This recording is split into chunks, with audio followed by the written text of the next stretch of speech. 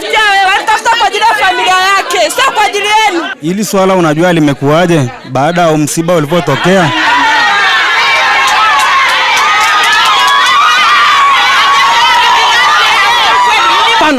Hapana. Sadaka zilichukuliwa na huyu mama. Hakika. Wao walikuwa wamesema hivi, walinipa sadaka zote hawakuchukua, na mimi nikawa nataka kusema waliniachia ile hela ya peni ya watoto tu.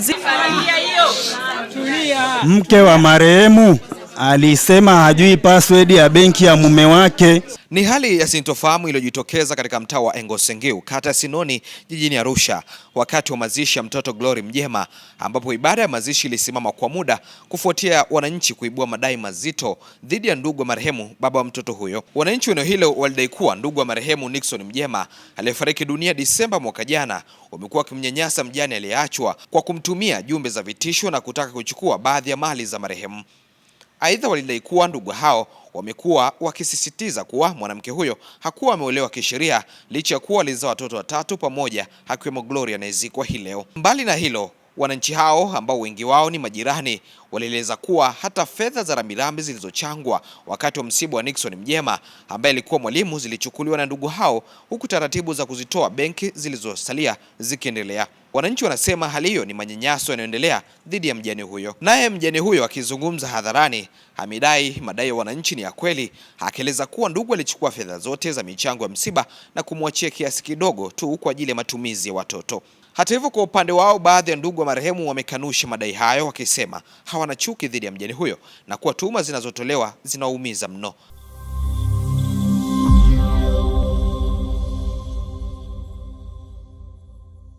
Pia mliopata msiba huko nje kuna mgawanyiko, sio kama mmeuona. Imetupasa kuona kwamba kuna mgawanyiko ambao watu wengine walikuwa tufahamu. Sasa kuna watu ambao wanalalamika kwamba mama mfiwa kuna vitu ambavyo amefanyiwa ambavyo wana mtaa hapa hawajaridhika na hawako tayari kuona hicho kitu kinafanyika. Mimi nimejaribu kuwaelimisha, maana sikuwa nafahamu kwamba ni nini. Hem tujaribu kuwaweka vizuri familia, tuwasaidie waweze kuvuka hichi kipindi walichonacho. Wakasema hapana, kuna jambo limefanyika.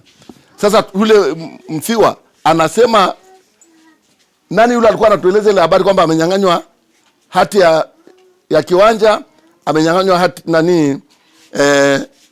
cheti cha kifo na kitu gani tena wala alikuwa anaongea, maana mimi sijapata taarifa. Sasa mama yuko hapa, tunataka kujua msiba kwa nini umegawanyika. Je, kuna kitu gani ulichofanyiwa ambapo uenda ikawa wananchi wamepata taarifa nje wakaamua kuingilia kati?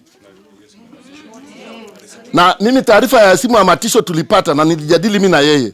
Nikamwambia kwa kuwa inawezekana wao ni matapeli, lakini nakushauri nenda katoe taarifa kituoni ili lolote linalotokea iwe inajulikana na vyombo vya dola kwamba kuna vitisho ulivyovipokea. Kwa sababu mtu anataka kuua hawezi kuambia nipe hela. Mtu anayekuambia nipe hela ni mtu ambaye anataka kupata kipato kutokana na mgogoro mlionao. Kwa hivyo mgogoro huu unaweza kutumika kama sehemu matapeli watakachokupatia kipato.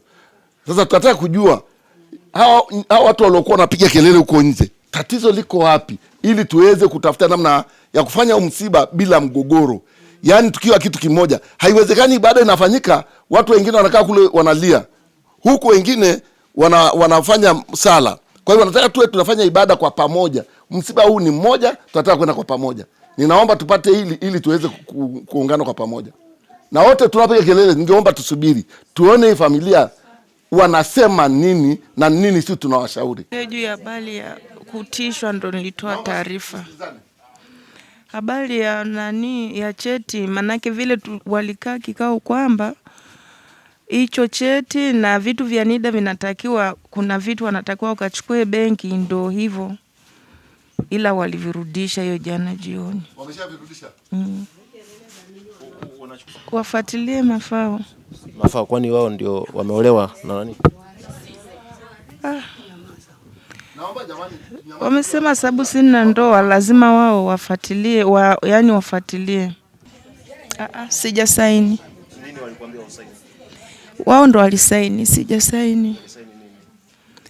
Ni barua walioandika kwa ajili ya kufuatilia mafao. Yawezekana ni mimi, lakini kwa vile wanadai kwa sababu sina ndoa naye.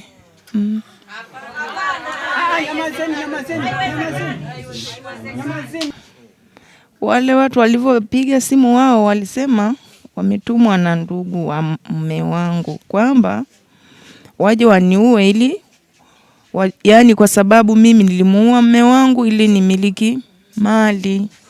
Kwa hiyo ndo wakasema tumetumwa tukuue.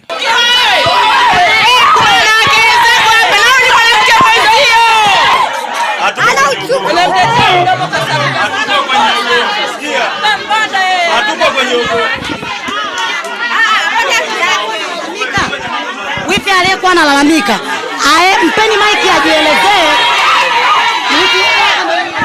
Kwa majina naitwa Amani Arira Mjema, ni mdogo wa Nixon Mjema. Mimi ni mdogo wangu, mimi ndo amenyang'anya ziwa.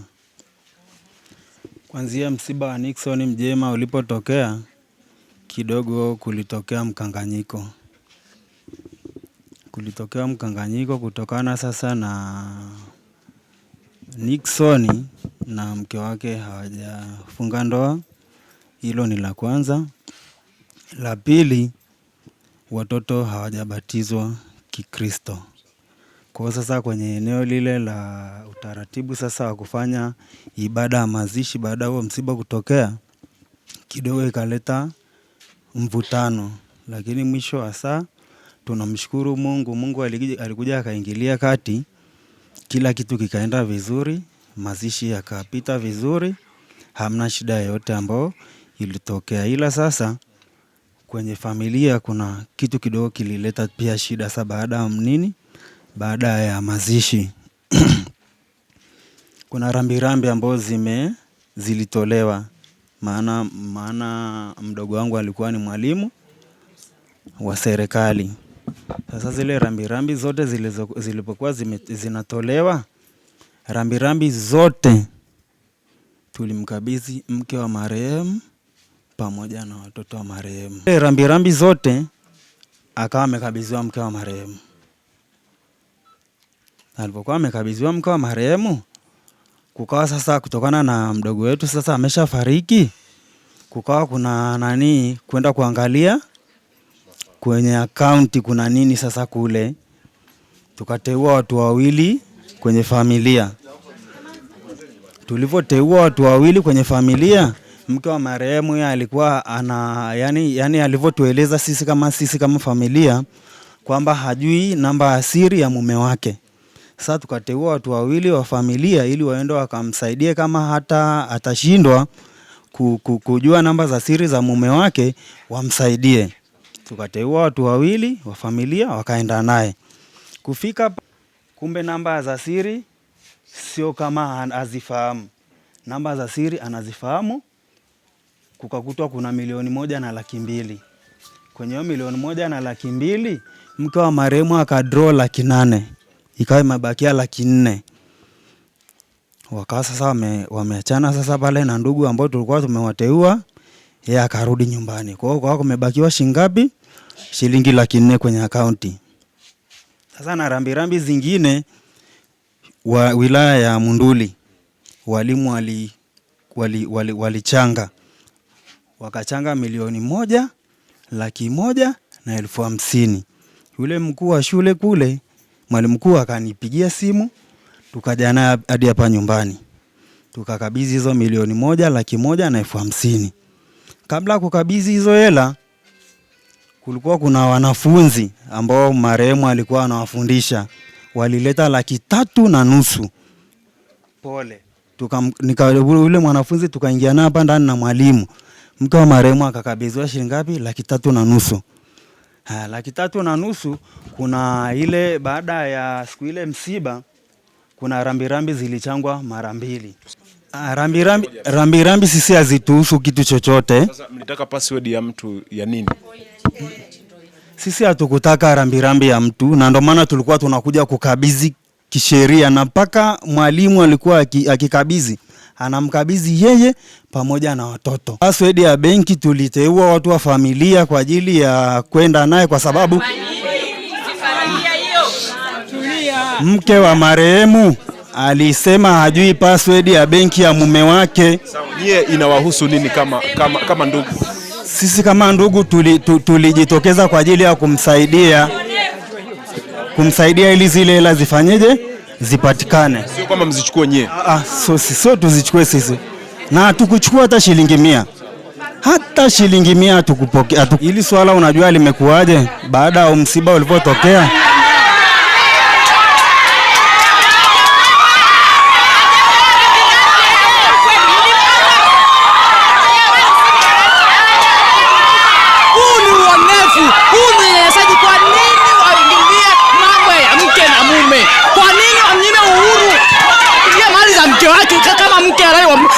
Wa Dickson, kwa nini?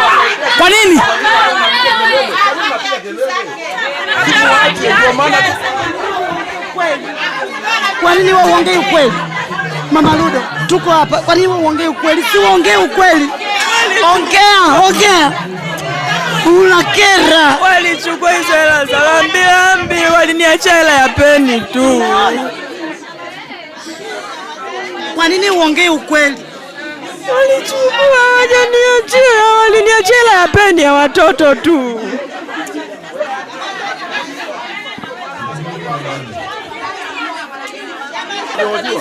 Kwa nini nyinyi mnaingilia kati? Acheni kwanza. Acha ahojiwe. Sisi hatujaingia kama ndugu. Kwanza sisi matukio ambao majirani ambao wanaripoti kwamba sisi hatumpendi mke wa marehemu, hicho kitu sisi kama familia kwanza kimetuumiza sana. Shule kama shule ilikuwa shule ilitutumia sisi ndugu wa marehemu pamoja na mke wa marehemu kila kitu kuhakikisha kinaenda vizuri. Mbona hamkumshirikisha na lalamika? Tumemshirikisha na hizo dokumenti jana, baada ya mimi kwenda kutoa kopi, dokumenti zote nimemkabidhi. Hamna chochote tulichochukua. Kila kitu anacho. Kwanza tuelewane jambo moja. Kwa sababu naomba tusikilizane. Kwa sababu tumefika hapo kwa nia kuwasaidia hawa watu. Na sio kuwagombanisha. La kwanza la kufanya tuangalie vile vitu ambavyo yule mama anadai kwamba hana. Lakini la pili tuangalie sheria inasemaje. Nimeona mtendaji wa mtaa, nimeona mheshimiwa diwani huko hapa. Nilitaka kuona kwamba ziko haki za mke wa marehemu. Anazo haki zake, ana ndoa hana ndoa, na ile na ndoa tena tusiendelee kujadili. Maana ziko sheria zinasema ni miezi mingapi mtu akiishi na mke anakuwa na ndoa. Niwaombe niseme hakuna namna ya kumuondoa kwenye ukoo wenu tena. Huyo ameshaacha watoto 3. Naomba tusikilizane. Ameshaacha watoto 3 pamoja na kwamba mmoja amefariki, lakini bado ukoo wenu upo. Kwa hivyo alichoacha marehemu ni uzao wake, sio uzao wa ndugu yake wala wa baba yake. Tunaomba vile vitu vya kwake vibakie kama vya watoto, na isiwe tena huyu mama akisiwa analia na ninyi ukoo tuwategemee kwamba mnamlinda awe salama, badala wanamtaa kualinda. Kwamba wananchi walioko hapa wanachokizungumza ina maana kina ukweli. Lakini tunachotaka kufanya hapa sasa hivi sisi ni kitu gani? Tunataka tuweke usalama wa huyu mama dhidi ya yeye na familia yake, mahusiano ambayo yatakuwa kati ya yeye na wakwe zake. Sasa tunachotaka kujua sasa hivi, haya mambo yamekuwa yakitokea kipindi cha misiba. Swali tunauliza, kwa nini yanatokea kipindi cha misiba? Hiyo ni namba 1. Namba 2, tunataka familia ya upande wa mume wa huyu mama watuhakikishie hapa, watuhakikishie kwamba usalama wa huyu mama uko wapi. Alafu wakisha tuhakikishia wao kwamba hawatamfuata, na majukumu hayo sasa kuhusu kumuongoza huyu mama kupata haki zake zikae chini ya uongozi wa mtaa huu. Uongozi wa mtaa huu umsaidie huyu mama kupata haki zake, lakini sio ndugu wa upande wa mume. Kwa hiyo viongozi wa mtaa huu wamsaidie kumuongoza huyu mama kupata haki zake, ila familia ya upande wa mume watuhakikishie sisi wananchi wa hapa usalama dhidi ya huyu mama. Hapana. Sadaka zilichukuliwa na huyu mama. Hakika. Sikia, ni kwamba haya tunayofanya hapa ni ya kimungu. Mungu yuko katikati ya sisi. Tunatakiwa tuwe na hofu ya Mungu. Kwa sababu hii mambo ya kung'ang'ania sadaka au rambirambi, maana ile ni rambirambi, itakuhusu. Uking'ang'ania ujue itakuhusu. Ni kwamba umehamishia msiba kwako. Zile rambirambi zile za wananchi waliotoa ndio tulitoa kwa wanandugu ili watatue matatizo yaliyokuwepo katika msiba huo. Ile ya kwake aliyochangiwa ya kuhusu kwamba watoto wanunuliwe daftari na kalamu alipewa. Sema kwamba walichukua, kwa kweli ni uongo. Iliyochukuliwa ni ile iliyokusanywa ya kwanza. Ni hivi, wao walikuwa wamesema hivi, walinipa sadaka zote hawakuchukua, na mimi nikawa nataka kusema waliniachia ile hela ya peni ya watoto tu, zile nyingine za kuaga mwili walizichukua. Majina yanaitwa Peter Nyasi Mkawe, diwani wa kata Sinoni. Kwa kweli kwa masikitiko makubwa tumesikitika sana kupata taarifa za msiba huu. Tunatoa pole kwa familia hii. Lakini niwaombe rai ndugu wa familia, ni aibu sana kugombea masuala ya rambirambi na kuacha kumpa ambaye mfiwa, ambaye ni mjane, ambaye ingeweza kumsaidia pamoja na familia yake. Sisi kama serikali pamoja na mwagiza mtendaji wetu kuhakikisha kwamba mama analindwa haki zake na kuhakikisha kwamba ile stahiki zote za ualimu atasimamia mwenyewe kama msimamizi wa mirasi. Tuna uhakika mama anaweza kujisimamia mwenyewe mirasi, kwa sababu kwa habari ya kuchagua mtu kusimamia mirasi kumekuwa na utapeli. Hata hivyo mama ameweza kutishiwa na watu na tunawafuatilia kuhakikisha watu waliomtishia ni kina nani. Lakini nawahakikishia kwamba mama huyu atakuwa kwenye usalama, mikono salama ya serikali. Hata hivyo, baada ya muda kupita, sintofahamu na taharuki hiyo iliweza kutulia na ibada ya mazishi iliendelea kama kawaida, na mtoto Glory amepumzishwa kwenye makaburi ya nyumbani kwao hapa katika mtaa wa Engo Sengiu, kata Sinoni, jijini Arusha.